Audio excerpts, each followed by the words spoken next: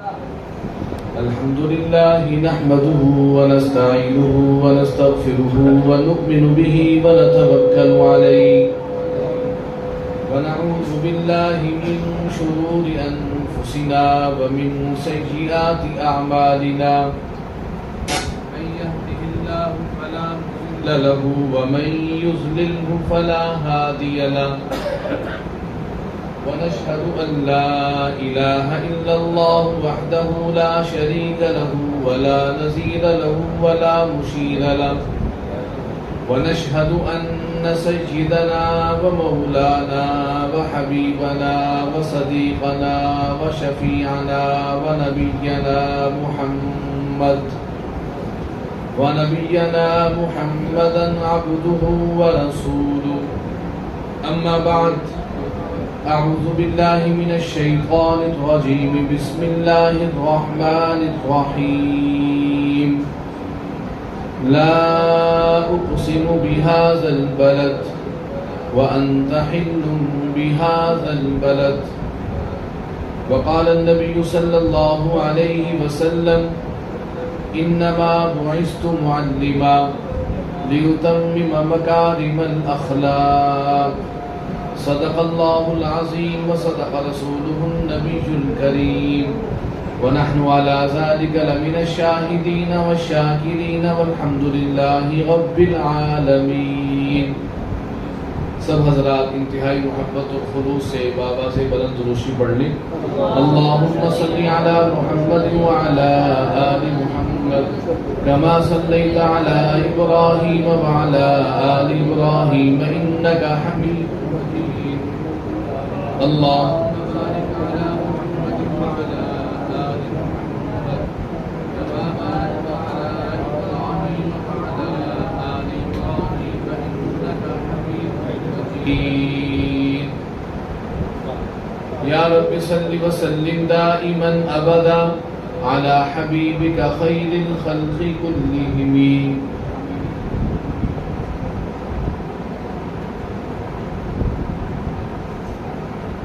حضور آئے تو سپر آفرینش پا گئی دنیا. حضور آئے تو سپر آفرینش پا گئی دنیا. حضور آئے تو بجھے چہروں سے زنگ اترا, ستے چہروں پہ نور آیا. حضور آئے تو انسانیت کو جینے کا شعور آیا. وہ آئے جن کے آنے کی زمانے کو ضرورت تھی. وہ آئے جن کے لیے بے چین وادی بطحا تھی. وہ آئے جن کا نغمہ داؤد میں ترانہ تھا. وہ آئے جن کے دم سے عرش اعظم پہ اجالا تھا. وہی یونان کہلاتا تھا جو تہذیب کی دنیا. یہی روئے زمین پر آج تھا تخریب کی دنیا. وہی تحقیق و تجسس کا تھا جہاں آج بھی ویرانہ. دنیا میں چاروں طرف اندھیرا ہی اندھیرا تھا. نشان نور گم تھا, ظلمت کا بسیرا تھا. کہ دنیا کے افق پر دفعتاً سیلاب نور آیا. حقیقت کی خبر دینے بشیر آیا, نذیر آیا. مبارک ہو زمانے کو ختم المرسلین آیا. شہاب رحمت بن کر رحمت للعالمین آیا. شہن شاہی نے جس کے قدم چومے وہ فقیر آیا. انتہائی واجب الاحترام, قابل صد احترام بزرگوں, دوستوں, عزیز نوجوان ساتھیوں اور انتہائی دل کے قریب محترم مکرم محتشم ذی وقار علماء کرام اور ہمارے میزبان حضرت مولانا قاری حق نواز صاحب دامت برکاتہم العالیہ. آپ سب حضرات کی بڑی ہمت ہے. عشاء کے بعد سے ماشاءاللہ بیٹھے ہوئے اور بڑی اب تو ظاہری بات ہے تھکاوٹ ہو چکی ہے, بیان کا وقت بھی باقی نہیں ہے. ہماری تو بڑی دلی تمنا ہے کہ اللہ تعالی ہمارے بھائی مولانا حق نواز صاحب کو یہ توفیق بھی عطا فرمائے اور ہم ان کے دست و بازو بنے کہ پروگرام مختصر ہو اور پر اثر ہو. جتنا مختصر ہوتا ہے اتنا ہی زیادہ فائدہ ہوتا ہے. مقصد تو ان مجالس کا, ان محافل کا یہ ہے کہ میری اور آپ کی زندگی بدلے. کوئی ایسا جملہ کوئی ایسی بات جو کہ میری اور آپ کی زندگی کو بدلنے کا ذریعہ بن جائے کہ جو زندگی میں اور آپ گزار رہے ہیں وہ زندگی وہ نہیں ہے جو رسول پاک صلی اللہ علیہ وآلہ وسلم بتلا کے گئے تھے. تو میرے دوستو سیرت النبی صلی اللہ علیہ وسلم کے عنوان سے معنون یہ خوبصورت بابرکت محفل جو منعقد ہوئی ہے اور آپ کے سامنے طلبہ کرام کی جو کارگزاری بھی سامنے آئی ہے. جب آخری دفعہ یہاں پہ حاضری ہوئی تھی اس وقت بھی میں نے کہا تھا کہ آپ خوش نصیب ہو اس گاؤں والے کہ اللہ نے آپ کو مولانا حق نواز صاحب کی شکل میں ایک متحرک اور فعال عالم عطا کی. بہت متحرک بھی ہیں، فعال بھی ہیں. یہاں کچھ منظر نہیں تھا حفظ کی کلاس کا. انہوں نے ماشاءاللہ محنت کی، ہمت کی اور یہ آپ کے سامنے خوبصورت پھول ہیں جو قرآن کو یاد کر رہے ہیں اور جو ان کے بارے میں سنا تو بڑوں بڑوں کی شاید کہ ہم سب اپنا احتساب کریں کہ جس گاؤں کے بچے تہجد پڑھتے ہوں، تہجد کے لیے مسجد میں آتے ہوں، یہ آپ لوگوں کے لیے بہت بڑی نعمت ہے. اللہ تعالی ہمیں ان کی قدر کرنے کی توفیق عطا فرمائے. میرے دوستو وقت تو بہت ہو چکا ہے، بس چند باتیں عرض کرنے کا ارادہ ہے. لمبی چوڑی گفتگو کرنے کا وقت بھی نہیں ہے. جو آیت میں نے آپ کے سامنے تلاوت کی اس آیت کے امام رازی رحمۃ اللہ علیہ نے دو مفہوم بیان کی اور قرآن کریم کا جو ایک طالب علم ہے قرآن کریم کو پڑھنے کے بعد وہ اس نتیجے پہ پہنچتا ہے کہ سرور کائنات محمد مصطفیٰ صلی اللہ علیہ وآلہ وسلم نہ صرف ہمارے مقتدی ہیں، نہ صرف ہمارے رہبر اور رہنما ہیں، بلکہ مقتدی ہونے کے ساتھ ساتھ، قائد ہونے کے ساتھ ساتھ، رہبر اور رہنما ہونے کے ساتھ ساتھ رسول پاک ہمارے محبوب بھی ہیں. ہمارے کیا ہیں بھائی؟ توجہ ہے آپ کی؟ ہمارے کیا ہیں؟ محبوب بھی ہیں. نہ صرف ہمارے محبوب ہیں بلکہ محبوب کائنات ہیں. نہ صرف محبوب کائنات ہیں بلکہ محبوب خالق کائنات بھی ہیں. ہمارے نبی ہمارے محبوب بھی ہیں، اس کائنات کے بھی محبوب ہیں، اس کائنات کا جو خالق ہے محبوب خدا بھی ہیں. جو آیت میں نے آپ کے سامنے پڑھی امام رازی رحمۃ اللہ علیہ نے اس کے دو مفہوم بیان کی. پہلا مفہوم یہ ہے میں اس شہر کی قسم نہیں اٹھاتا جہاں پہ آب زمزم میں اس وجہ سے قسم نہیں اٹھاتا کہ یہاں پہ آب زمزم بھی ہے، صفا بھی ہے، مروہ بھی ہے، حجر اسود بھی ہے، مقام ابراہیم بھی ہے، رکن یمانی بھی ہے، بیت اللہ بھی ہے، سب کچھ ہے. لیکن میں اس شہر کی قسم اس لیے نہیں اٹھاتا کہ یہاں پہ اتنی یہ چیزیں بابرکت اور مقدس اللہ نے رکھی ہیں. میرے اللہ تو یہ فرماتے ہیں لا اقسم بهذا البلد وانت حل بهذا البلد.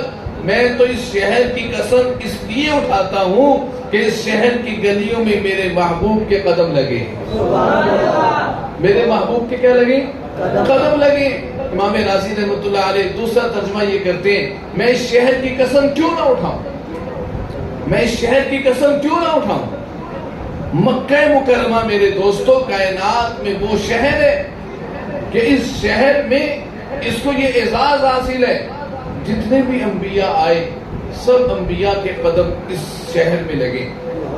جتنے بھی نبی آئے آدم سے لے کے عیسیٰ علیہ السلام تک جتنے بھی انبیاء آئے ہیں سب کے قدم اس شہر میں لگے ہیں. سب اپنے اپنے وقت میں اپنے علاقوں میں تبلیغ کر کے واپس ادھر آئے ہیں. لیکن اللہ فرماتے ہیں سارے آئے آدم سے لے کے عیسیٰ تک میں نے اس شہر کی قسم نہیں اٹھائی ہے. میں نے تو اس شہر کی قسم اس لیے اٹھائی ہے اور کیوں نہ اٹھاؤں وَأَنْتَ حِلٌّ بِهَذَا الْبَلَدِ کہ اس شہر کی گلیوں میں میرا محبوب چلتا پھرتا تھا.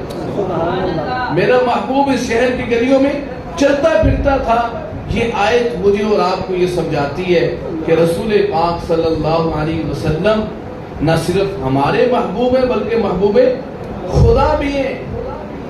ایک ہی ہستی ہے اس کائنات میں وہ سرور کائنات محمد مصطفیٰ صلی اللہ علیہ وآلہ وسلم کی ہستی ہے جن سے اللہ نے محبت کی، اللہ نے عشق کی ہے.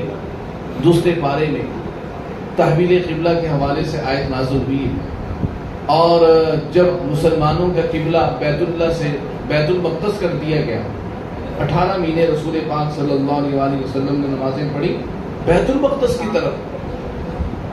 اب اس تحویل قبلہ کے حوالے سے جو آیتیں نازل ہوئی ہیں، اس میں ایک چیز اللہ تعالیٰ نے وہاں پہ اپنے محبوب کے ساتھ اس انداز میں محبت کا اظہار کیا ہے۔ ہم کتنی خوبصورت امت ہیں، کتنی پیاری امت ہے۔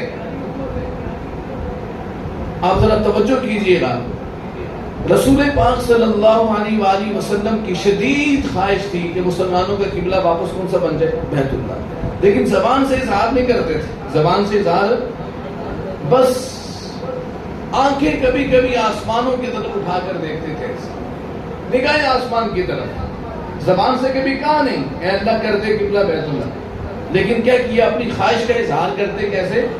آسمانوں کی طرف کیا کرتے تھے؟ نگاہ اٹھاتے تھے۔ اللہ نے اس ماحول کی منظر کشی کی ہے، قد نرا تقلب وجہک فی السماء، اے محبوب جب آپ نگاہ اٹھا کر بار بار ہماری طرف دیکھتے تھے، قد نرا تقلب وجہک فی السماء، اے محبوب جب آپ نگاہ اٹھا کر بار بار ہماری طرف دیکھتے تھے۔ اب علماء کی موجودگی میں ایک بات عرض کرنا چاہتا ہوں، ترجمے کے لحاظ سے، اللہ کرے میں آپ کو سمجھانے میں کامیاب ہو جاؤں۔ ویسے تو جملہ یہ بنتا ہے کہ جب آپ نے مجھے دیکھا تھا تو میں نے بھی آپ کو دیکھا تھا، آپ وہاں مجھے نظر آئے، آپ نے مجھے دیکھا اور میں نے بھی آپ کو دیکھا تھا، اور بات کیا ہو گئی؟ ختم ہو۔ لیکن میں جو کہہ رہا ہوں کہ اللہ نے اپنے محبوب سے کیا کیا؟ عشق کیا ہے، تو عشق میں انداز نرالے ہوتے ہیں، وہاں وارفتگی کی کیفیت ہوتی ہے، جذبات چھلک رہے ہوتے ہیں، محبت ٹپک رہی ہوتی ہے۔ یہاں پہ اللہ کہنے کو تو یہ کہہ دیتے قد نرا تقلب وجہک فی السماء، جب محبوب آپ نے دیکھا تھا تو ہم نے بھی دیکھا تھا۔ دیکھا تھا کا لفظ نہیں ہے، نرا کا لفظ ہے۔ اے محبوب آپ نے تو دیکھا تھا، ہم تو آج بھی آپ کی طرف دیکھ رہے ہیں۔ مولانا قاسم صاحب، نرا میں یہ بات ہے، ہم تو آج بھی آپ کی طرف دیکھ رہے ہیں۔ دیکھیں اس کائنات میں حضرت ابراہیم نے اللہ سے کہا ربی ارینی کیف تحیی الموتیٰ، اے اللہ تو مجھے دکھلا تو مردے کو زندہ کیسے کرتا ہے۔ حضرت موسیٰ علیہ السلام نے اللہ سے کہا، کلیم اللہ تھے نا، مقام ناز پہ تھے، اللہ سے لاڈ کرتے تھے، کہا اللہ میں تجھے دیکھنا چاہتا ہوں، باتیں تو کرتا ہوں تجھ سے لیکن تو دکھتا نہیں ہے، نظر نہیں آتا۔ بات تو تجھ سے ہوتی ہے لیکن تو نظر نہیں آتا، میں تیرا دیدار کرنا چاہتا ہوں، میں تیری دید کرنا چاہتا ہوں۔ ربی ارینی انظر الیک، اللہ نے کیا کہا؟ لن ترانی، تو مجھے دیکھ ہاں ضد کرتے ہیں نا، انظر الی الجبل، اس پہاڑ کی طرف، اور اس پہاڑ میں بھی علماء موجود ہیں، اللہ نے اپنی ذات کی تجلی کو نہیں ڈالا۔ اگر اللہ اس پہاڑ پہ اپنی ذات کی تجلی کو ڈال دیتے، وہ پہاڑ بھی تباہ ہو جاتا، پوری کائنات بسم ہو جاتی، خاک ہو جاتی، راکھ ہو جاتی، کہ کوئی بھی کائنات میں چیز ایسی نہیں ہے جو اللہ کی ذات کی تجلی کو برداشت کر سکتی۔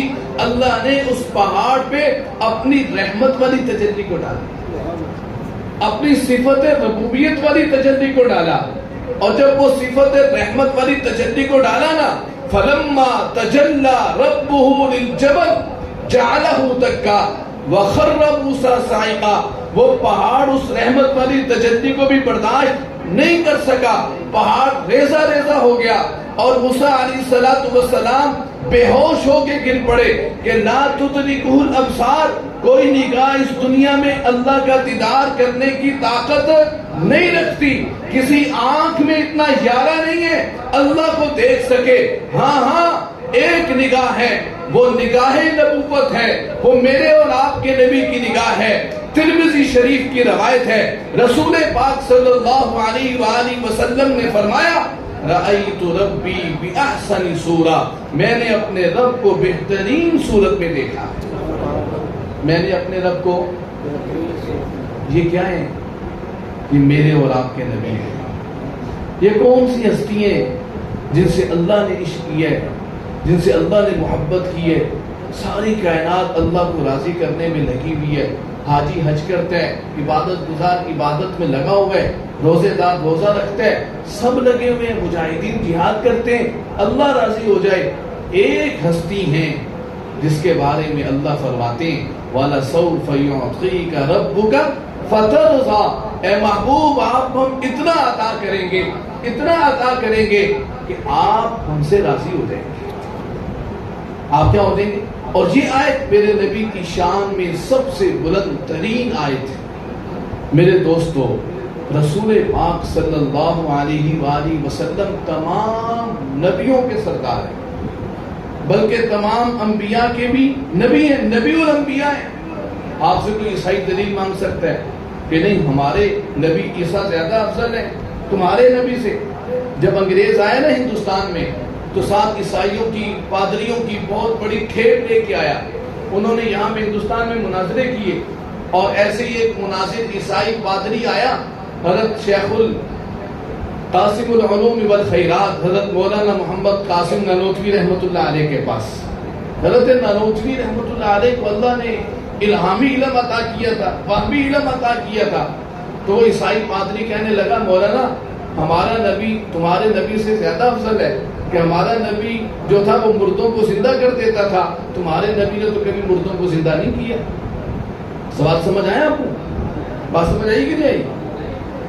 حضرت نانوتوی نے عشق مصطفیٰ میں ڈوب کر کے خوب جواب دیا. انہوں نے کہا ارے پاگل, تمہارا نبی مردوں کو زندہ کرتا تھا, بس وہ مردے سے روح نکلتی تھی, جسم تو موجود ہوتا تھا.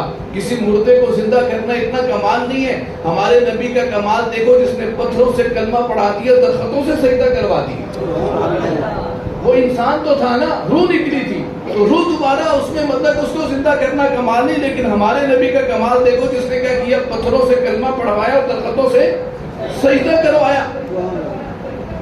ایک عیسائی آیا حضرت نانوتوی رحمۃ اللہ علیہ, عجیب انسان تھے, اتنے بڑے عاشق رسول تھے, اتنے بڑے عاشق رسول تھے.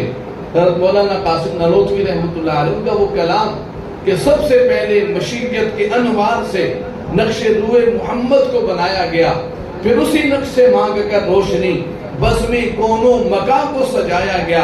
وہ حامد بھی, احمد بھی, محمود بھی, حسن مطلق کا شاہد بھی, مشہود بھی, جو بھی عالم جہاں میں بنایا گیا اس کی رحمت سے اس کو سجایا گیا. اس کی رحمت تخیل سے بھی ماں بھرا, اس کی شفقت ہے بے حد و بے انتہا. اور حشر کا غم مجھے کس لیے ہو اے قاسم, حشر کا غم مجھے کس لیے ہو اے قاسم, میرا آقا ہے وہ, میرا مولا ہے وہ, جس کے قدموں میں جنت کو بسایا گیا, جن کے ہاتھوں سے کوثر کو لٹایا گیا. حضرت نانوتوی رحمۃ اللہ علیہ کے پاس ایک عیسائی کہنے لگا ہمارے نبی کی والدہ کا ذکر تو قرآن میں موجود ہے, اور تمہارے نبی کی والدہ آمنہ کا ذکر تو قرآن میں موجود ہے. یہ اس زمانے کے عیسائیوں نے مناظرے کیے اور اس طرح کے اعتراضات کیے, اور ان کا جواب کس نے دیا؟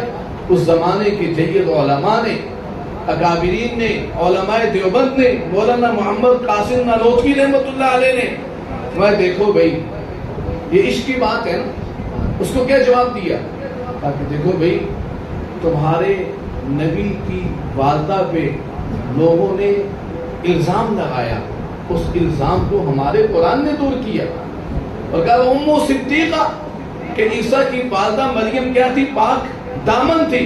ہمارے نبی کی والدہ پہ کسی کو شک ہی نہیں ہوا, تو ذکر کرنے کی کیا ضرورت تھی؟ میرے دوستو, رسول پاک صلی اللہ علیہ وآلہ وسلم اس کائنات میں وہ ہستی ہیں جن کی ایک ایک ادا کو سنبھال کے علماء نے امت تک پہنچایا. ایک ایک ادا کو سنبھال کے علماء نے کہاں تک پہنچایا؟ امت تک پہنچایا. اور یہ جملہ میرا یاد رکھنا کہ میرے اور آپ کے نبی اس صرف ہمارے محبوب نہیں بلکہ کائنات کے محبوب ہیں. صرف کائنات کے محبوب نہیں, محبوب خدا ہیں. سورۃ النجم میں اللہ تعالیٰ نے واقع معراج کا ذکر کیا ہے کہ وَالنَّجْمِ إِذَا هَوَىٰ مَا ضَلَّ صَاحِبُكُمْ وَمَا غَوَىٰ وَمَا يَنطِقُ عَنِ الْهَوَىٰ إِنْ هُوَ إِلَّا وَحْيٌ يُوحَىٰ عَلَّمَهُ شَدِيدُ الْقُوَىٰ ذو مرہ فاستوى وهو بالافق الاعلی ثم دنا فتدلى. یہاں پہ اللہ نے دو لفظ بیان کیے، ایک دنا اور تدلہ. میں زیادہ اس کی تفصیل میں نہیں جانا چاہتا، میں یہ بات سمجھانا چاہتا ہوں اللہ نے اپنے محبوب کے ساتھ پورے قرآن میں محبت کا اظہار کیے. پورا قرآن میرے نبی کی نعت بیان کر رہے. ابھی مولانا افتخار قصوری صاحب نے اپنے بلبلہ انگیز انداز میں نبی کی نعت کو پڑھا، لیکن ادھر قرآن کو تو پڑھو نا. ابھی میرے بھائی نے قرآن سے صحابہ کی شان کو بیان کیا 30 پاروں سے. پورا قرآن جہاں نبی کے صحابہ کو بیان کرتا ہے وہیں پہ پورا قرآن نبی کی نعت ہے. اِنَّا أَعْطَيْنَاكَ الْكَوْثَرَ فَصَلِّ لِرَبِّكَ وَانْحَرْ إِنَّ شَانِئَكَ هُوَ الْأَبْتَرُ. یہ نبی کی نعت ہے. أَلَمْ نَشْرَحْ لَكَ صَدْرَكَ وَوَضَعْنَا عَنْكَ وِزْرَكَ الَّذِي أَنْقَضَ ظَهْرَكَ وَرَفَعْنَا لَكَ ذِكْرَكَ. یہ نبی کی شان ہے. وَالضُّحَىٰ وَاللَّيْلِ إِذَا سَجَىٰ مَا وَدَّعَكَ رَبُّكَ وَمَا قَلَىٰ وَلَلْآخِرَةُ خَيْرٌ لَكَ مِنَ الْأُولَىٰ وَلَسَوْفَ يُعْطِيكَ رَبُّكَ فَتَرْضَىٰ. یہ نبی کی شان ہے، نبی کی نعت ہے. یاسین والقرآن الحکیم انک لمن المرسلین علی صراط مستقیم. نبی کی شان ہے. طٰہٰ ما انزلنا علیک القرآن لتشقیٰ. یہ نبی کی شان ہے. والنجم اذا ہوا ما ضل صاحبکم وما غوا وما ينطق عن الہوا. یہ نبی کی نعت ہے. یا ایھا الناس انی رسول اللہ الیکم جمیعا. یہ نبی کی نعت ہے. انا ارسلناک شاہدا مبشرا ونذیرا وداعیا الی اللہ باذنہ وسراجا منیرا. یہ نبی کی نعت ہے. نون والقلم وما یسطرون ما انت بنعمت ربک بمجنون وان لک لاجرا غیر ممنون وانک لعلی خلق عظیم. یہ نبی کی نعت ہے.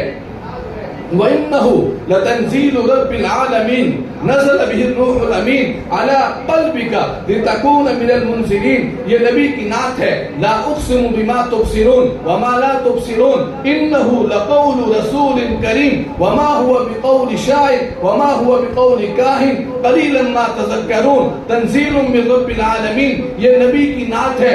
سارا کا سارا قرآن پڑھتے چلے جائیں. فَلَا وَرَبِّكَ لَا يُؤْمِنُونَ حَتَّىٰ يُحَكِّمُوكَ فِيمَا شجر بينهم ثم لا يجدوا في انفسهم حرجا مما قضيت ويسلموا تسليما. پورا قرآن نبی کی نعت ہے. جس نبی کی نعت کو اللہ قرآن میں بیان کرے وہ نبی جو جس جہاں میں بھی کائنات کے اندر جب تشریف لائے تو نبی علیہ السلام نہ صرف ہمارے محبوب بنے بلکہ محبوب کائنات بنے. حضور علیہ السلام کی ایک ایک ادا کو امت کے علماء نے سنبھال کے میشتر آپ تک پہنچایا ہے. آپ ذرا توجہ تو کیجئے نا کہ رسول پاک کی ہستی کتنی بڑی ہستی ہے کہ جس امت کے علماء نے نبی کی ایک ایک ادا کو سنبھال کے سنت کو سنبھال کے مجھ تک پہنچایا، آپ تک پہنچایا. نبی جس مکان میں پیدا ہوئے اس مکان کا تذکرہ بھی سیرت کی کتابوں میں موجود ہے. مکہ مکرمہ میں ایک محلہ ہے، اس محلے کا نام محلہ بنو ہاشم ہے. اس محلے میں ایک گلی ہے، اس گلی کا نام سوق النعیم ہے. اور یہ محلہ اور گلی جبل ابو قبیس جو ابو الجبال پہاڑوں کا باپ ہے اس کے دامن میں یہ محلہ ہے. اور اس محلے کے اندر جو وادی ابراہیم ہے اور اس محلے کی اس گلی سوق النعیم کے کونے میں ایک مکان ہے. اس مکان کے کونے میں ایک کمرہ تھا. اس کمرے کی دائیں جانب بھی کھڑکی تھی، بائیں جانب دروازہ تھا، اندر کی جانب ایک محراب بنا ہوا تھا. یہ وہ محراب تھا. اتنی تفصیل کے ساتھ اللہ کے محبوب کا تذکرہ امت تک علماء نے پہنچایا.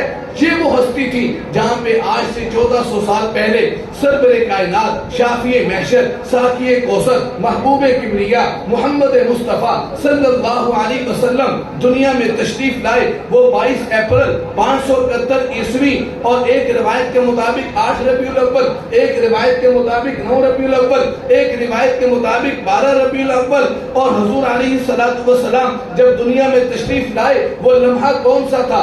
22 اپریل کو 571 عیسوی کو جو وقت تھا صبح صادق کا پیر کا دن تھا. اور اس وقت مکہ مکرمہ میں جو صبح صادق کا وقت بنتا ہے وہ 4:20 ہے یا 4:22 ہے. اس لمحے میں کائنات کا دلہا آیا ہے. وجہ کائنات ہے، وجہ تخلیق کائنات ہے، لولاک لما خلقت الافلاک، اسی کائنات کے دلہے کو سجدے جس کے بارے میں حسان ابن ثابت نے کہا ہے بلغ العلا بکمالہ کشف الدجا بجمالہ حسنت جمیع خصالہ۔ شیخ سعدی کا یہ شعر ہے اور حسان ابن ثابت کہتے ہیں اللہ اکبر یا صاحب الجمال ویا سید البشر من وجهك المنیر لقد نکمل القمر لا يمكن الصلاة كما كان حقه بعد از خدا بزرگ تو ایک قصہ مختصر جس کے بارے میں حسان ابن ثابت کہتے ہیں وَأَحْسَنَ مِنْكَ لَمْ تَرَ قَطُّ عَيْنِي وَأَجْمَلَ مِنْكَ لَمْ تَلِدِ النِّسَاء خُلِقْتَ مُبَرًّا مِنْ كُلِّ عَيْبٍ كَأَنَّكَ قَدْ خُلِقْتَ كَمَا تَشَاءُ۔ آپ کو ایسا اللہ نے پیدا کیا جیسا آپ نے چاہا، کسی ماں نے ایسا خوبصورت پیدا نہیں کیا اور کسی آنکھ نے ایسا حسین دیکھا نہیں ہے۔ کائنات میں یہ واحد ہستی ہیں جن کے بارے میں ابن حجر اسقلانی رحمۃ اللہ علیہ فرماتے ہیں عربی کے ایک شاعر نے میرے نبی کی شان میں 40,000 اشعار کہے۔ کتنے اشعار کہے بھائی؟ میرے دوستو، اتنی بڑی ہستی جو نبیوں کے بھی سردار ہیں، اس کی 2 دلیلیں حضرت نالوتوی رحمۃ اللہ علیہ نے لکھی ہیں۔ پہلی دلیل کہ سارے نبیوں کی جو نبوت ہے نا وہ عرضی ہے اور حضور کی نبوت ذاتی ہے۔ اس کو میں سادہ لفظوں میں یوں سمجھا دیتا ہوں، سارے نبیوں کو نبوت حضور کی برکت سے ملی۔ سارے نبیوں کو نبوت کس کی برکت سے ملی ہے بھائی؟ کس کی برکت سے ملی؟ حضور کی برکت سے، حضور کے صدقے ملی ہے۔ اور دوسری وجہ حضرت نالوتوی نے لکھی ہے کہ ہمارے نبی سارے نبیوں سے افضل کیوں ہیں؟ کیونکہ بقیہ جتنے بھی انبیاء تھے وہ مخصوص زمانے میں مخصوص علاقے کے لیے آئے، ایک میرے اور آپ کے نبی ہیں جنہوں نے کہا وما ارسلناک الا کافۃ للناس بشیرا ونذیرا وما ارسلناک الا رحمۃ للعالمین انی رسول اللہ الیکم جمیعا۔ یہ لفظ اگر اس کائنات میں کسی کے لیے بولا گیا ہے تو وہ میرے اور آپ کے نبی کے لیے بولا گیا ہے۔ میرے دوستو، اتنی بڑی ہستی جو ہمارے محبوب ہی نہیں، محبوب خدا ہیں، محبوب کائنات ہیں، آج میں نے اور آپ نے ان کے ساتھ کیا کیا؟ حضور علیہ الصلوۃ والسلام جب پیدا ہوئے، جب آمد مصطفیٰ ہو رہی ہے لقد جاءکم رسول من انفسکم عزیز علیہ ما عنتم، وہ جو جاءکم رسول من انفسکم ہے کہ بے شک آئے تمہارے پاس رسول من انفسکم، تم ہی میں سے۔ کہاں سے آئے؟ تم ہی میں سے آئے۔ اور یہاں پہ آپ افریقہ کے علاقے میں چلے جاؤ تو وہ پڑھتے ہیں انفسکم۔ انفسکم کا معنی کیا ہے؟ انفسکم کا معنی کیا ہے؟ فرق تھوڑا سا توجہ کیجئے گا۔ انفسکم کا معنی تم ہی میں سے۔ تم ہی میں سے مطلب ان کے باپ بھی ہیں، ان کی والدہ بھی ہیں، ان کے چچا بھی ہیں، ان کی پھوپھیاں بھی ہیں، تم ہی میں سے ہیں۔ انفسکم کا معنی تم ہی میں سے تو ہیں لیکن تم جیسے نہیں۔ میری بات سمجھ رہے؟ تم ہی میں سے ہیں لیکن تم جیسے نہیں ہیں۔ میرے اور آپ کے پسینے سے بدبو آتی ہے اور میرے اور آپ کے نبی کے پسینے سے خوشبو آتی ہے۔ تم ہی میں سے ہیں، تم جیسے نہیں ہیں۔ پتھر حجر اسود پتھروں میں سے پتھر ہے لیکن پتھروں جیسا پتھر نہیں ہے۔ آب زمزم پانیوں میں سے، بولو بھائی، پانیوں میں سے بولو۔ میرا زور لگ رہا ہے، تھوڑا سا آپ کا بھی لگے بھائی، تاکہ بات کو جلدی ختم کر دینا کہ آب زمزم پانیوں میں سے لیکن پانیوں جیسا پانی۔ اماں عائشہ فرماتی ہیں رسول پاک کو میں نے دیکھا سوئے ہوئے تھے، اٹھے 2 رکعت نفل نیت مانتی۔ میں نے کہا یا رسول اللہ کیا آپ بھول گئے یا حکم بدل گیا؟ میں نہ حکم بدلا نہ ہی میں بھولا ہوں۔ تم سوتے ہو تو تمہارا دل بھی سوتا ہے اور تمہاری آنکھیں بھی سوتی ہیں، اور میں محمد مصطفیٰ صلی اللہ علیہ وسلم سوتا ہوں تو میرا دل جاگرا ہوتا ہے، میرا وضو نہیں ٹوٹتا۔ حضور علیہ الصلوۃ والسلام تم میں سے ہیں لیکن تم جیسے نہیں۔ انفسکم، تم جیسے نہیں ہیں۔ آج بچہ پیدا ہوتا ہے، انفسکم بچہ پیدا ہوتا ہے نا تو اس کا خطرہ ہوتا ہے 7ویں دن، اس کی ناف کو کاٹا جاتا ہے۔ میرے نبی دنیا میں آئے تو مختون تھے، خطرہ کیا ہوا تھا۔ حضور علیہ السلام جب دنیا میں تشریف لائے اس وقت داعیہ حضرت عبدالرحمن ابن عوف کی والدہ مائدہ وہاں پہ موجود تھی، حضرت شفا، وہ فرماتی ہیں جب حضور پیدا ہوئے تو ایک دم ایک بادل آیا اور ایسے کمرے میں دھند آ گئی اور اس بادل نے رسول پاک کو اپنی گود میں لے لیا اور ایک لمحے کے لیے ہم پریشان ہو گئے کہ حضور نظر نہیں آ رہے تھے نا. بادل جب دھند آ جاتی ہے تو نظر کچھ آتا نہیں ہے. تو اچانک غیب سے آواز آئی طوفوا بها مشارق الارض ومغاربها یعرف بنعتی وصورتی واسمه. اس بچے کو مشرق اور مغرب کی سیر کراؤ تاکہ کائنات کا ذرہ ذرہ اس کے نام کو جانے, اس کے نام کو پہچانے, اس کی صفات کو جانے, اس کی صفات کو پہچانے. اس کو آدم کا خلق عطا کرو, اس کو حضرت شیش کا جوش عطا فرماؤ, حضرت یوسف کا حسن عطا کرو, حضرت ایوب کا صبر اس کو دے دو, حضرت یحییٰ کی قربانی اس کو دو, حضرت یعقوب کی رضا اس کو عطا کرو, حضرت لوط کی حکمت اس کو عطا کرو, حضرت عیسیٰ کا زہد اس کو عطا کرو, حضرت موسیٰ کا اس کو جلال عطا کرو. تمام انبیاء علیہم السلام کا اخلاق اس بچے کو عطا کرو. یہ بچے کے آنے کا پروٹوکول ہے. کائنات میں آ رہے اور دھوم مچی ہوئی ہے, اور وہ ایک ہی لمحہ تھا, اور وہ لمحہ کائنات کا سب سے افضل ترین لمحہ تھا. وہ لمحہ دوبارہ آنے والا وہ ایک دفعہ ہے, وہ بار بار نہیں آنا, وہ ایک دفعہ لمحہ ہے. اور وہ لمحہ میں کہتا ہوں وہ لمحہ کائنات کا افضل ترین لمحہ تھا, جس لمحے سرور کائنات محمد مصطفیٰ صلی اللہ علیہ وسلم دنیا میں تشریف لائے اور یوں ان کا استقبال ہوا ہے. حضرت شفا فرماتی ہیں حضور پیدا ہوئے, پیدا ہوتے ہی منظر کا دیکھا, کائنات اس بات پہ حیران ہے. حضور پیدا ہوئے سیرت حلبیہ میں علامہ حلبی نے لکھے حضور پیدا ہوئے سیدھا سجدے میں گئے. کہاں گئے؟ ہاں, آج امت سجدوں کو بھول گئی ہے, آج امت سجدہ کرنا چھوڑ گئی ہے. آج میرے مسلمان 90% نمازی نہیں رہے. کلاس والا میں, قصرور میں, سیالکوٹ میں, گجرانوالہ میں, لاہور میں, پنجاب میں, پاکستان میں 90% لوگ نماز پڑھنا. 22 کروڑ میں سے کتنے کروڑ نماز پڑھ رہے ہیں بھائی؟ 30 کروڑ میں سے کتنے لوگ نماز پڑھ رہے ہیں؟ نماز پڑھنا چھوڑ گئے. اور میرے نبی دنیا میں آتے سب سے پہلے کیا کیا؟ پورا سجدہ کیا اور تشہد کی انگلی ایسے اوپر کی, ایسے سجدہ کیا اور تشہد کی انگلی, اور زبان سے یہ الفاظ بولے میرے نبی علیہ السلام نے. نبی کا معجزہ ہے. بچہ پیدا ہوتے بولتا نہیں انفسکم, تم بھی میں سے, تم جیسے. بات کو سمجھنے کی کوشش کرو نا, تم میں سے لیکن تم جیسے.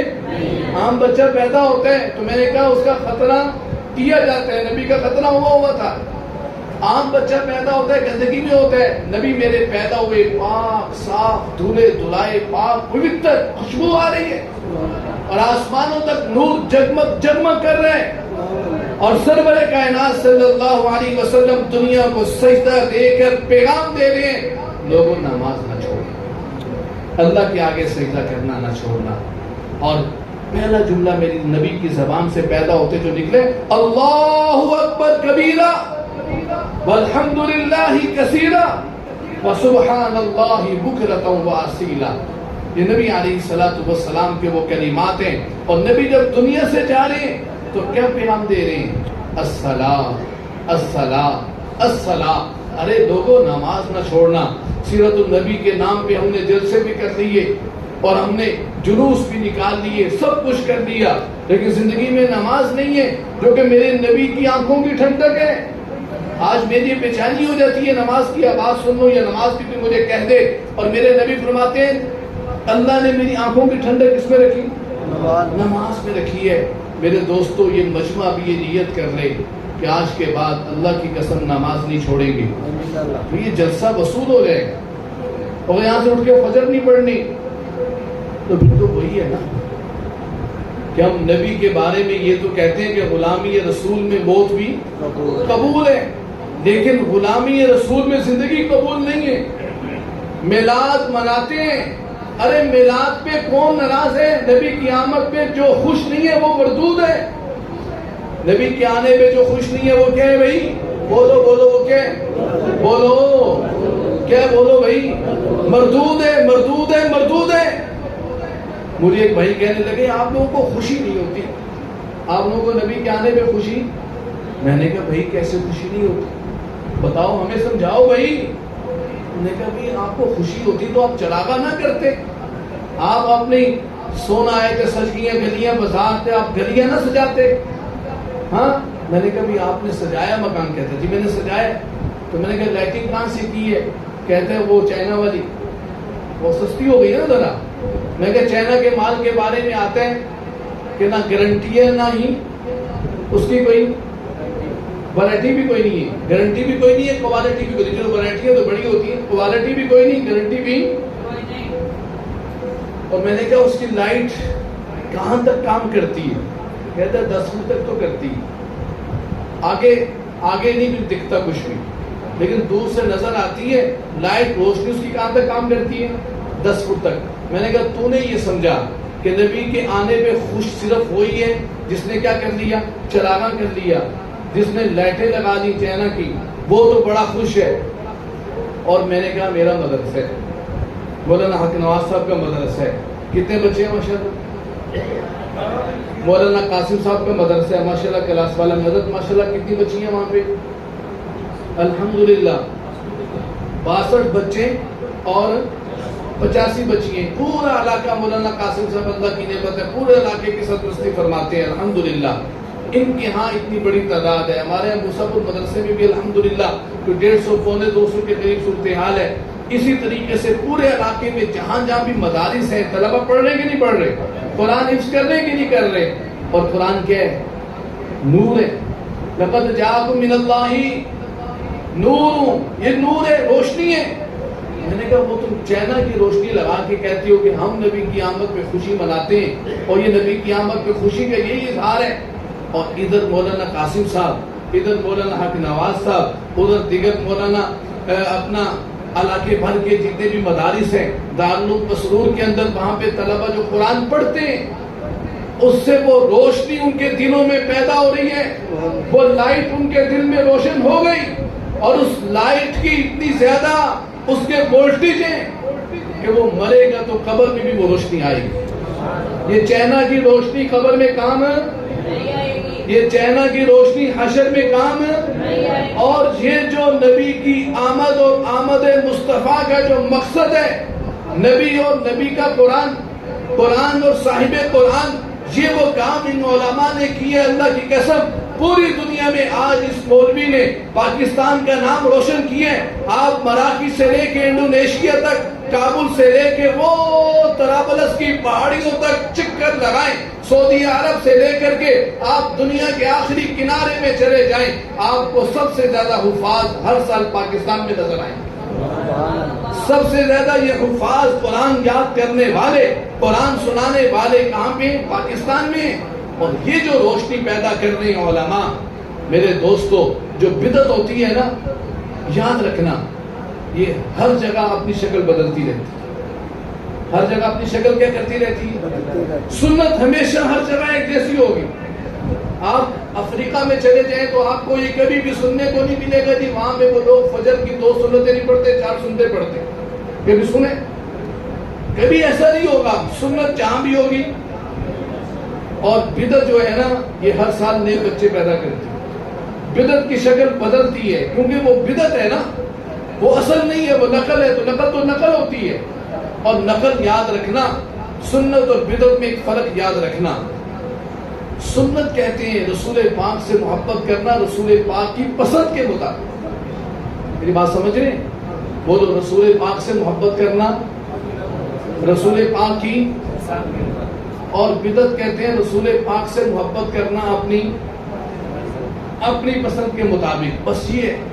اور بدعتی آدمی سب سے زیادہ نقصان پتہ کیا کرتا ہے؟ امت کو تقسیم کرتا ہے. امت کو کیا کرتا ہے؟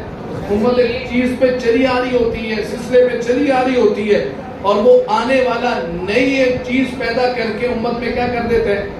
اور کچھ عرصے کے بعد وہ بدعت اتنی بگڑ جاتی ہے کہ خود اس کے جو فرقے کے ماننے والے ہیں وہ بھی سر پکڑ کے بیٹھ جاتے ہیں. یہ 12 ربیع الاول کو عورتوں کا بے پردہ ہو کے نکلنا اور کیا کیا وہ طوفان بدتمیزی برپا نہیں ہوتا. عیسائیوں نے ایسی تو کیا تھا. حضرت عیسیٰ کی ولادت کے شروع میں انہوں نے بس تھوڑے سے تہوار منائے. آج یورپ میں 25 دسمبر کو حضرت عیسیٰ کی ولادت پہ جتنی شراب پی جاتی ہے سارا سال اتنی شراب نہیں پی جاتی. یہ بدعت. اور اس سے میرے نبی علیہ السلام نے فرمایا کل بدعت ضلالہ وکل ضلالۃ فی النار. اور یاد رکھنا بدعتی آدمی کو توبہ کی توفیق نہیں ہوتی. اس وجہ سے ایک دوسرے کو گستاخ کہنا، منکر کہنا کہ یہ جلتے ہیں. ارے جو جلتا ہے نا وہ مردود ہے. نبی کی آمد سے کون جلتا ہے بھائی؟ ایسے عصبیت کے بھرے ہوئے نعروں سے توبہ کرنی چاہیے اور ان کو بتانا چاہیے.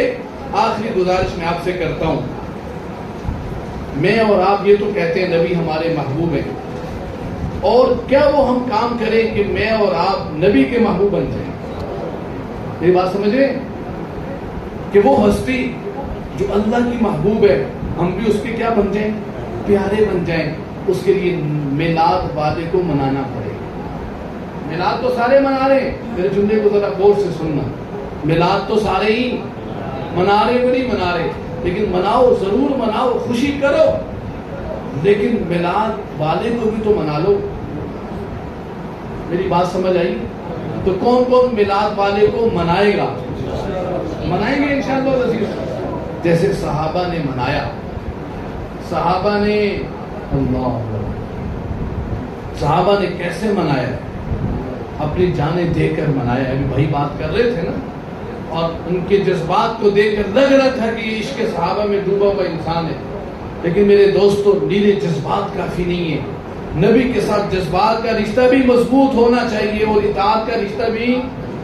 آج ایک طبقہ نبی کے بارے میں جذبات کی بات تو بڑی کرتا ہے، محبت کی بات تو بڑی کرتا ہے، لیکن اطاعت کی طرف. اور ایک طبقہ ایسا ہے جو اطاعت کی بات تو کرتا ہے، محبت کی بات نہیں کرتا.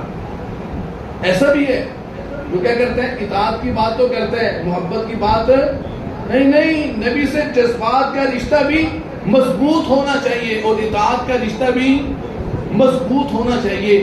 آپ بھی تھک گئے، آخر میں ایک تشکیل کرنا چاہیے. میں ساری باتوں کو چھوڑ کے، میں ساری باتوں کو کسی اور وقت کے لیے رکھ کے، آخر میں آپ سے صرف ایک وعدہ لینا چاہتا ہوں. وہ وعدہ یہ ہے میرے دوستو، یہ ربیع الاول کا مہینہ میری زندگی میں آیا اور گزر جائے گا. 12 ربیع الاول جمعے والے دن ہے. ہم اس موقع پہ ایک عزم کریں، ایک ارادہ کریں، ایک عہد کریں. ہم رسول پاک صلی اللہ علیہ وآلہ وسلم کی کسی ایک میٹھی کی سنت کو زندہ کریں گے انشاءاللہ. ہاں میرے دوستو، اقبال رویا ہے بڑا. شب پیش خدا بگرستم من مسلمانہ چرا زرو خارن ندا آمد کے نبی دانی این قوم دل دارن و محبوب ندارن. اقبال کہتے ہیں کہ رات میں پڑا رویا اللہ کی بارگاہ میں، اللہ مسلمان ذلیل کیوں ہے، مسلمان رسوا کیوں ہے؟ پوری دنیا میں سب سے زیادہ آسان مسلمان کا خون بہانا ہے. گاجر مولی کی طرح مسلمان کو کاٹا جا رہا ہے، برما میں ذبح کیا جا رہا ہے، کشمیر میں، فلسطین میں، عراق میں، شام میں، یمن میں، لبنان میں مسلمان ذبح پہ ذبح ہوتا چلا جا رہا ہے. وجہ کیا ہے؟ اقبال کہتا ہے ندا آمد، غیب سے آواز آئی، نمی دانی تو جانتا نہیں ہے، این قوم دل دارن وہ محبوب دارن. یہ ایسی بد نصیب قوم ہے، یہ اپنے سینے میں دل تو رکھتی ہے، اس دل میں محبوب نہیں رکھتی. ہائے ہائے، جنہوں نے محبوب رکھا نا ان کے لیے زندہ رہنا مشکل ہو گیا. حضرت بلال نے محبوب بنایا تھا نا، تو آخری وقت میں بی بی رو رہی ہے، واہ حزنا واہ کربا، ہائے افسوس بلال تو جا رہے. اور بلال کی زبان پہ کیا ہے؟ بلال کیا کہہ رہے ہیں؟ واہ تربا، ہائے خوشی، ادھر جان نکلے گی، ادھر محمد رسول اللہ کے قدم نصیب ہو جائیں گے. یہ بلال ہیں جن کو مکہ کی دھڑکتی ہوئی تپتی بھی ریت پہ لٹایا جاتا تھا. یہ بلال ہیں شام کو ان کی گلی میں، ان کے گردن میں رسی ڈال کر مکہ کے اوباشوں کے سپرد کر دیا جاتا تھا. اور بلال کی زبان سے ایک ہی آواز نکلتی تھی، احد احد احد. حسان ابن ثابت کہتے ہیں میں ایک دن مکہ میں گیا، مکہ وہ اس دن اتنا گرم تھا، اگر اونٹ کا گوشت بھی ریت پہ رکھ دیا جاتا تو وہ بھی بھون دیا جاتا. اتنی گرم دوپہر. میں نے دیکھا ایک کالا حبشے کا رہنے والا، موٹے اس کے ہونٹ، ستواں اس کا ناک، ڈنگریالے اس کے بال، غلام ہے، اور اس گرم ریت پہ اس کو لٹایا جا رہا ہے اور اس کے اوپر بھاری پتھر رکھا ہوا ہے. بولنا آسان ہے، نبی سے تعلق صرف باتیں نہیں مانگتا، نبی سے محبت صرف نعرے نہیں مانگتا، نبی سے محبت صرف جلسے اور جلوس نہیں مانگتا، نبی سے محبت صرف باتیں اور نعرے لگانا نہیں مانگتا. میرے دوستوں نبی سے تعلق قربانی مانگتے جیسے قربانی بلال نے دی ہے, اور اللہ نے بلال کی قربانی کی ایسی لج پالی ہے, ایسی لاج رکھی ہے. میرے نبی نے فرمایا بلال تیری قبر تو دمشق پہ بنے گی لیکن قیامت کے دن میرے قدموں سے اٹھایا جائے گا. مکہ فتح ہوا ہے, بیت اللہ کی چھت پہ اذان کا وقت ہے ظہر کی, تو ساری کہہ رہے ہیں کہ آج کون اذان دے گا, مکہ فتح ہوا ہے نا. تو رسول پاک نے فرمایا بلال کو بلاؤ, آج بلال بیت اللہ کی چھت پہ کھڑے ہو کر اذان دے گا اور دنیا دیکھے گی یہ بلال ہے چلتا زمین پہ, جنت میں اس کے قدموں کی آواز سنائی دی جاتی ہے. یہ بلال ہے جب بیت اللہ کی چھت پہ چڑھا آسمانوں سے رب ذوالجلال نے کہا سارے پردے ہٹاؤ, میں آج بلال کی آواز براہ راست سننا چاہتا ہوں. میرے بھائیوں آؤ آج نبی کو منائیں. آج کیا کریں نبی کو, نبی ہم سے روٹھے ہوئے, نبی ہم سے ناراض ہیں, اور آج کوئی نبی کو منانے والا نہیں ہے.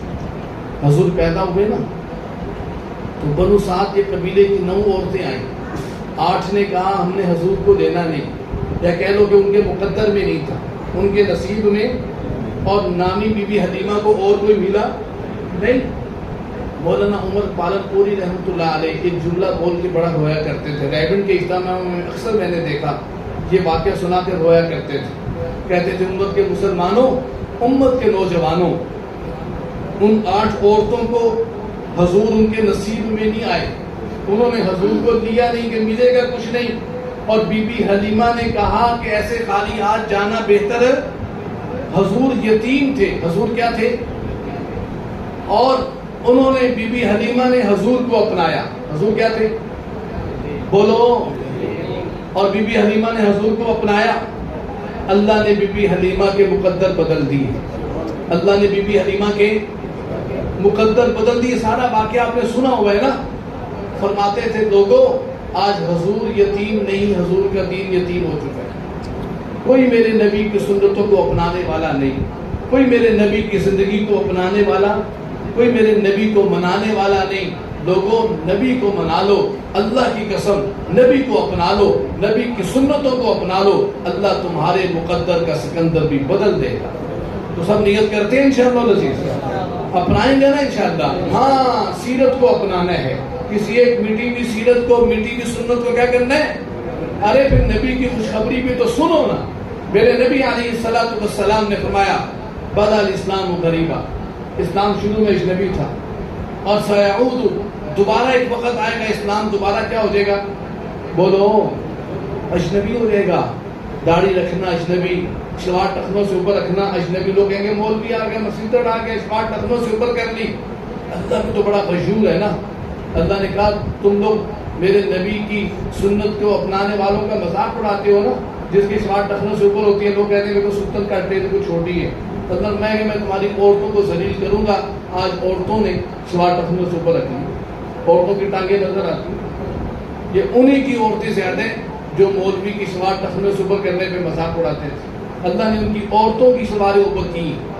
میرے دوستو اللہ سے ڈرے, یہ دجالی زمانے, دجالی دور ہے, دجالی فتنے, قرب قیامت کا زمانہ ہے. طاغوت اپنے عروج پہ. اس وقت سب سے بڑا مجاہد وہ ہے جو پوری جرت کے ساتھ کہے کہ میں محمدی, صرف زبان سے نہیں اپنے عمل سے. کہ آج کے بعد آپ سے کوئی پوچھے آپ کا چہرہ کیسا, تو آپ کو محمد رسول اللہ جیسا. نیت تو کرو نا, پھر اللہ توفیق بھی عطا کرے گا. آج کے بعد چہرہ کیسا, بولو آج کے بعد چہرہ کیسا, محمد رسول اللہ جیسا. ہاں مغربی تہذیب کو تھوک دو اور اس کو پہ نفرت کے دو بول دو, اور آج کہو کہ آج کے بعد ہم محمد عربی کے غلام بن کر زندگی گزاریں گے. ہماری بول میں جھوٹ نہیں آئے گا, ہمارے کاروبار میں ہم ملاوٹ نہیں کریں گے, بددیانتی نہیں کریں گے. ہاں یہی تو سیرت کا پیغام ہے. اللہ تعالیٰ مجھے بھی عمل کی توفیق عطا فرمائے, آپ کو بھی عمل کی توفیق عطا فرمائے. بہت سی باتیں کہنی تھی لیکن بہرحال وقت بہت زیادہ ہو گیا. اقبال کی اس بات پہ بات کو ختم کرتا ہوں. اقبال تو اسی بات پہ پوری بات بتا گئے کہ محمد سے وفا تو نے جہاں دیکھا, یہ جہاں چیز ہے کیا لوہو قلم تیرے ہیں، صحابہ نے کیا، اللہ نے صحابہ کے قدموں میں دنیا کو رکھا۔ ربیع ابن عامر صحابی رسول ہے، رستم کے دربار میں، ایران اس زمانے کی سپر پاور طاقت تھی، دسترخوان لگا ہوا تھا، اور صحابی رسول ہے، ہاتھ سے لقمہ زمین پہ گرا ہے تو اٹھا کے کھانے لگے نا، صاف کر کے، ساتھ والے نے کیوں نہیں ماری؟ کہہ رہے یہ لوگ کیا کہیں گے کہ ان کو جناب پتہ ہی کوئی نہیں ہے، ان کو کی تہذیب ہی نہیں ہے، ان کو کی سمجھ ہی نہیں ہے، ہاں یہ کیا باتیں کریں گے؟ آگے سے اس عاشق رسول نے کیا جواب دیا تھا؟ آترک سنت حبیبی لہا اولئک مقا، میں ان بے وقوفوں کی وجہ سے اپنے نبی کی سنت کو چھوڑ دوں؟ یہ نہیں ہو سکتا۔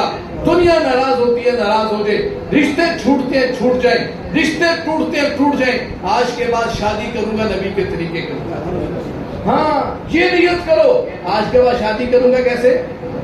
بولو بھئی کیسے؟ ہاں نبی کے طریقے جاتے ہیں جنت کی طرف۔ اور میرے دوستو ایک صحابی ہیں، اسلام لانے کے بعد مکہ میں آئے، مکہ مکرمہ میں زمانے جاہلیت کے زمانے کی ایک عورت تھی، اس نے ان کو اپنی طرف فرغلایا، انہوں نے کہا نہیں نہیں میں مسلمان ہو چکا ہوں۔ میں کیا ہو چکا ہوں؟ میری بات سمجھ رہے ہیں؟ میں کیا ہو چکا ہوں؟ میں اور آپ بھی تو مسلمان ہیں نا۔ ہمارے موبائلوں میں کیا؟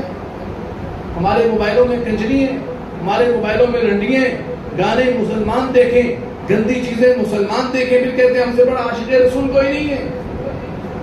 میرے دوستو آؤ اللہ سے مذاق نہ کرو، ورنہ قیامت کے دن یہ نبی علیہ الصلوۃ والسلام بجائے سفارش کرنے کے ہمارے خلاف کھڑے ہو جائیں گے۔ وقال الرسول یا رب ان قوم اتخذوا هذا القرآن مہجورا، جنہوں نے نبی سے محبت کی ہے نا، اللہ کی قسم ان کے لیے کائنات کی سب سے میٹھی چیز اللہ کے نبی بن گئے ہیں۔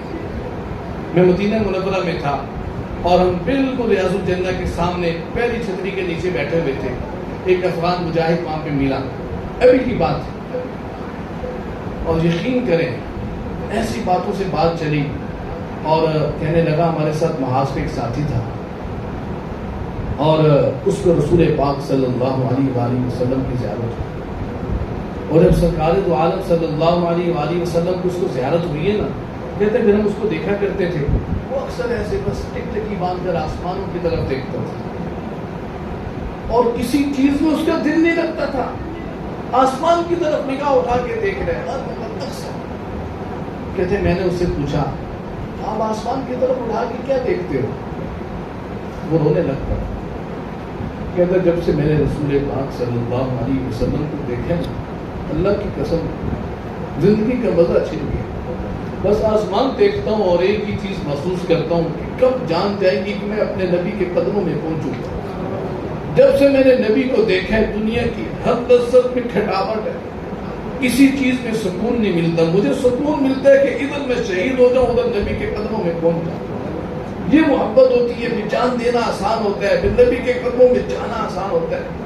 اللہ ہمیں بھی اس محبت کی لذت نصیب فرمائے۔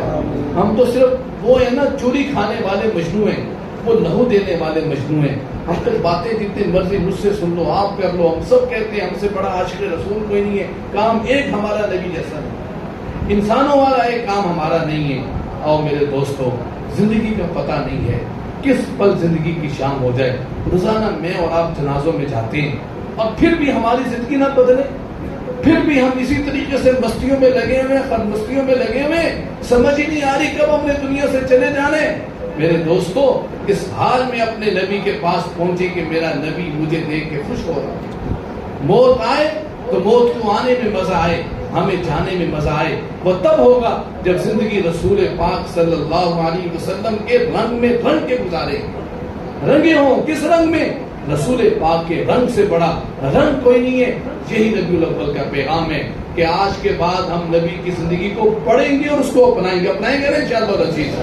یہ تین باتیں کر لیں، آج کے بعد جھوٹ نہیں بولے، آج کے بعد جھوٹ، میرے نبی صادق تھے، پہلا تعارف نبی کا کیا ہوا؟ نبی کے صادق اور امین۔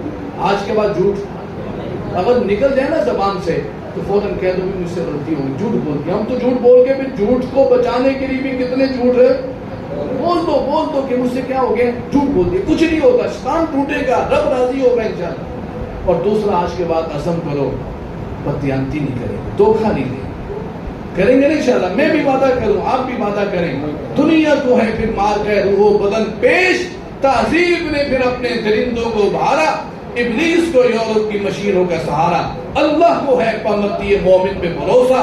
ہاں اللہ کو پامرتی مومن پہ بھروسہ ہے. عزم کرنے نفس و شیطان سے لڑیں گے اور آج کے بعد ظلم نہیں کریں گے. ہمارا معاشرہ ظالم معاشرہ ہے. اولاد ماں باپ کے ساتھ ظلم کر رہی ہے، بیٹی ماں کے ساتھ ظلم کر رہی ہے. ظلم والا معاشرہ ہے. ظلم والے معاشرے میں اللہ کی رحمت نہیں آتی. ان 3 چیزوں سے توبہ کریں، جھوٹ سے، بددیانتی سے اور کس سے؟ ظلم سے. یہ اندر کی سنتیں ہیں.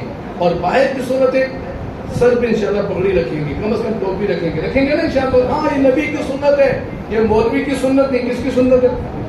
اور شلوار کدھر رکھیں گے بیٹا؟ ہاں یہ اس طرح ربیع الاول مناؤ.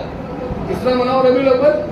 سر پہ پگڑی باندھ کے، شلوار ٹخنوں سے اوپر رکھ کے، چہرے پہ داڑھی سجا کر اور نماز میں دل لگا کے. یہ لدو بلڑ کے نوجوان اور یہاں اس بستی کے رہنے والے مولانا حق نواز صاحب کے دست و بازو بن جاؤ اور اپنے گھر سے ایک بچے کو مسجد میں حفظ قرآن کے لیے داخل کرو گے انشاءاللہ. ہاں اس طرح ربیع الاول کو مناؤ. حضرت رسول پاک صلی اللہ علیہ وسلم جب مدینہ منورہ تشریف لے گئے نا تو انصار نے اپنی اپنی بساط کے مطابق تحفہ دیا. اپنے اپنی بساط کے مطابق کیا دیا؟ تحفہ دیا. حضرت ام سلیم کہتی ہے میں نے گھر میں دیکھا مجھے کچھ چیز نظر نہ آئی دینے کو، تو میرا بیٹا انس، میں نے انس کو اٹھایا چھوڑا، میں نے رسول پاک کے قدموں میں رکھا. یا رسول اللہ میری طرف سے بطور تحفے کے قبول فرما دیں، میرے پاس کچھ نہیں ہے. حضرت انس کہتے ہیں میں اللہ کا شکر ادا کرتا ہوں کہ میری اماں کو میرے علاوہ کوئی ملا نہیں، کہ میرے نصیب جاگ گئے. اور کیسے نصیب جاگے؟ وہ خادم رسول تھے. میرے دوستو سارے عزم کریں اس مسجد کو آباد کریں گے انشاءاللہ. اللہ تعالیٰ کہنے سننے سے زیادہ عمل کرنے کی توفیق عطا فرمائے. وما علینا الا البلاغ.